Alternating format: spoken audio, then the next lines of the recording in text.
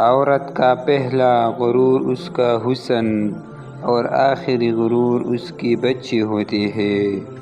وہ اپنی آخری غرور کو مکمل کرنے کے لیے اپنے پہلے غرور کو خاک میں ملا دیتے ہیں۔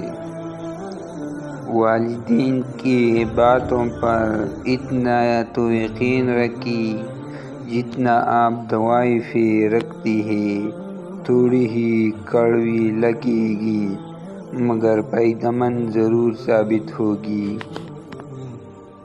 ایک حد کے بعد تو انسان سب کچھ چھوڑ دیتا ہے۔ روٹنا، شکایت اور گلے شکوے کرنا، منانا، اور پھر دل تو ایسا ہو جاتا ہے، کوئی بات کرے تو بھی ٹھیک، کوئی نہ کرے تو بھی ٹھیک۔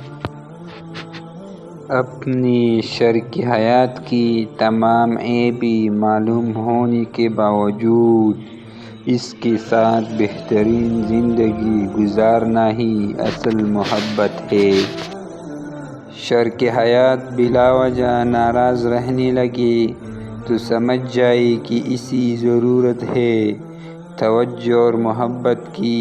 اسے لڑنے کے بجائے اس کے احساسات کو سمجھنے کی کوشش کرے اور غور کرے کہ آپ کے رویے اور محبت توجہ میں کہیں کمی آ رہی ہے۔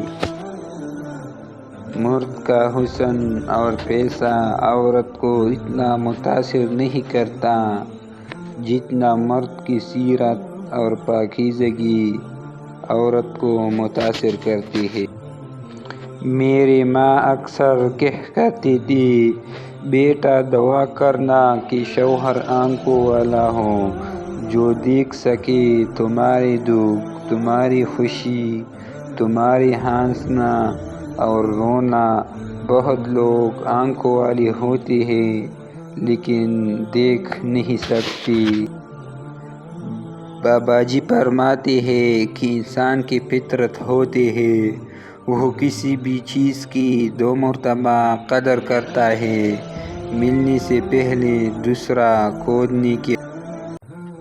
اللہ کو ٹوٹے دل سے بے حد محبت ہے، اس لیے دکھی دل والے اللہ کے قریب ہونے لگتے ہیں۔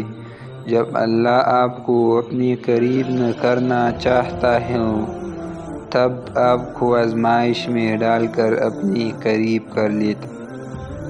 ہر کسی کی پیار کرنے کا انداز الگ ہوتا ہے، کوئی جتا دیتا ہے، کوئی خاموش رہتا ہے، اور جو خاموش رہتا ہے ضروری نہیں کہ وہ پیار ہی نہیں کرتا، بلکہ ایسے لوگ آپ سے زیادہ محبت کرتے ہیں۔